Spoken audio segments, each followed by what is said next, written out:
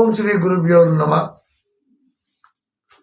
స్వస్య స్త్రీ చంద్రమానేన విశ్వావసు నామ సంవత్సరం. ఈ విశ్వావసు నామ సంవత్సరంలో చివరిదైన మాసము పాల్గొన మాసము. 18వ తేదీ ఫిబ్రవరి నెల నుంచి ప్రారంభమవుతున్న ఈ పాల్గొన మాసంలో వృశ్చిక రాశి వారికి ఏ విధంగా ఉంది? మొన్న చెప్పుకొని వచ్చాడు, వృశ్చిక రాశి వారు కొన్ని అవమానాలు పాలయ్యారు. ఎందుకంటే అర్ధాష్టమ రావు, 4 రావు. ఇటువంటి వాడికైనా తప్పలేదంటే బాధలు పడి నిందల పడ్డాడు. రామచంద్రమూర్తికి కూడా నిందపడ్డాడు, అవమానం పడ్డాడు. వృశ్చిక రాశిలో ఎంత చిక్కని రాశి అంటే కుజుడు భూమికి సంబంధించినటువంటి రాశి.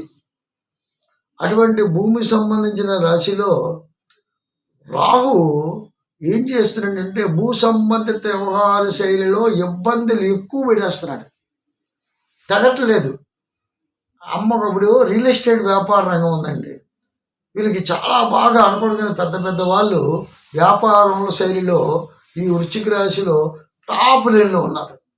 ఈ నెలలో ఎలా వచ్చిందంటే దగ్గరికి ఏదో మొత్తానికి చేసుకుందాం అన్నటువంటి పరిస్థితిలో వచ్చినప్పుడు ఈ రావు ఏం చేస్తున్నాడంటే మధ్యస్థంగా కొన్ని దగ్గరికి వచ్చినవన్నీ కూడా చెడగొడెత్తాడండి.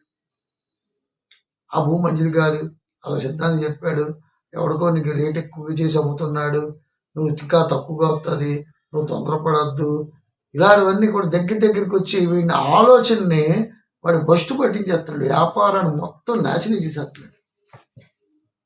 రైతు కూడా పాపం 4 విత్తనాలు చల్లుకొని పంట పండించుకొని ఏదో శుభ్రంగా హ్యాపీగా ఉందామన్న టైంలో వాడికి కూడా ఇబ్బంది కలుగుతుంది. కానీ మిర్చి రైతు చాలా బాగుంటుంది సుమా. నేను అడిగి చెప్పాను, కిందసారి కూడా మిర్చి రైతులకు కూడా చెప్పాను, మిర్చి పెట్టండి అయ్యా బాగుంటుంది, ఉల్లిగడ్డలు వేయొద్దండి అన్నాను. ఉల్లిగడ్డలు రేటు తగ్గిపోయింది. అలాగే టమాటాలు దెబ్బతిన్నాయి, టమాటాలు కూడా మధ్యన సరే మరీ బాగా దెబ్బతిన్నాయి. కానీ మిర్చి మాత్రం పర్వాలేదు, బాగానే ఉంటుంది. మిర్చి పంట కూడా మీకు బాగా కలిసి వస్తుంది.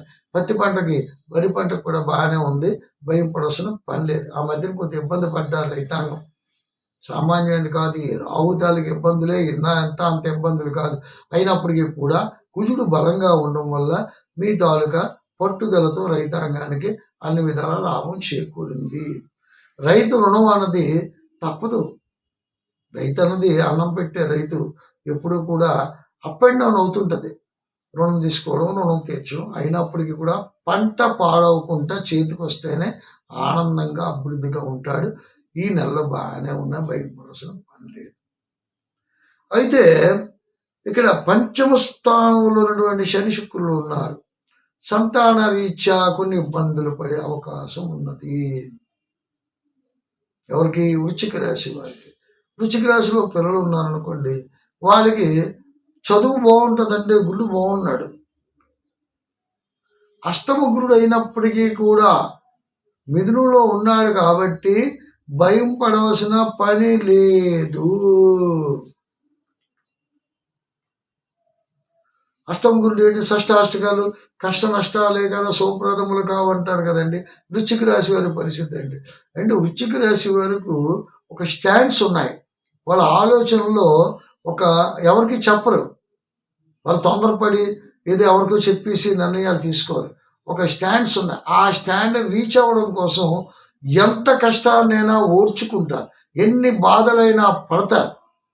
కాబట్టి వృశ్చిక రాశి వారికి అదే చెప్తారు, మీ ధైర్యాన్ని, మీ ధైర్య సాహసాలే మీకు లక్ష్మీదేవి, మీకు అభివృద్ధిలోకి వెళ్ళడానికి మీ ధైర్య సాహసాలే కారణము. మీరు ఎంతమంది సన్నిహితులతో ఉన్నా మీ ఆలోచన ఏదైతే ఉందో అది మీ గ్రిప్లో ఉంటుంది. మీ ఆలోచన తీసుకెళ్ళి ఇంకొకరి గ్రిప్లో పెట్టరు.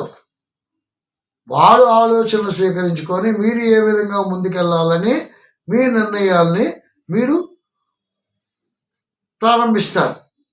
కాబట్టి వృశ్చిక రాశి సామాన్యమైన రాశులుగా అన్ని రాశులు వృశ్చిక రాశి చాలా బాగుంటుంది. విషకీటకం ఇచ్చాడు అక్కడ, ఆ తోట కూడా వస్తుందండి. సర్ మన ఇది ఆయన చచ్చిపోడు, చచ్చిపోయినంత బాధ అనిపిస్తే నసాలకి ఎక్కువ బాధ. ఊరికనే ఆ సింబల్స్ ఏవైతే ఉన్నాయో ఆ సింబల్ చాలా ఇంపార్టెంట్ అండి. అది మనం రాసింది కాదు సింబల్. ఋషీశ్వరులు చాలా జాగ్రత్తగా శూన్యంలో ఉన్నటువంటి విధానాన్ని దృష్టిలో పెట్టుకొని ఈ గ్రహాల తాలూకా నక్షత్ర పరిణామం, నక్షత్ర కూటమి రాసులు ఉన్నాయంటే 12 రాసులు 9 పాదాలు ఉన్నటువంటి ఒక్కొక్క నక్షత్రానికి 4 పాదాలు, 2 నక్షత్రాలు 8 పాదాలు, ఇంకో నక్షత్రంలో ఇంకో దాంట్లో ఉన్న పాదాన్ని తీసుకొని ఇందులో కలుపుకొని మనం ఒక ఏర్పాటు చేస్తాం. అలాగా 12 రాసులు కూడా ఏర్పాటు చేసుకున్నాం. సూర్యుడు ఒక్కొక్క రాశి నుంచి మారుతూ ఉంటాడు. దాన్ని బట్టి మనం ఏంటంటే గోచారాన్ని మనం చెప్పుకున్న మాసవారీ ఫలితాలు చెప్పుకుంటాం.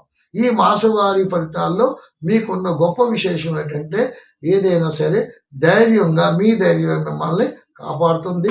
మళ్ళీ వచ్చే మనకి నూతన సంవత్సరం తాలూకా పంచాంగ ఉగాది నుంచి కూడా మీ తాలూకా పంచాంగ శ్రవణంలో మనం చెప్పుకుందాం. అయితే మీకు వచ్చే సంవత్సరం చాలా బాగుందని చెప్తాను. ఎందుకంటే ఇప్పటికే కొద్దిగా మార్పులు ఉన్నాయి, ఇంకా మార్పులు వస్తాయి. కాబట్టి ధైర్యంగా ఉండండి, అన్ని విధాలుగా సుఫలితాలు వస్తాయి. శివుణ్ణి ఆరాధించండి, మర్చిపోకండి. శివుణ్ణి ఆరాధించండి, ఇష్ట ఐశ్వర్యాన్ని పొందండి. మళ్ళీ ఎపిసోడ్తో ముందుకు వస్తాను. అంతవరకు సెలవు. ఓం శాంతి. మరిన్ని ఆసక్తికరమైన కథనాల కోసం మా ఛానల్ని సబ్స్క్రైబ్ చేయండి.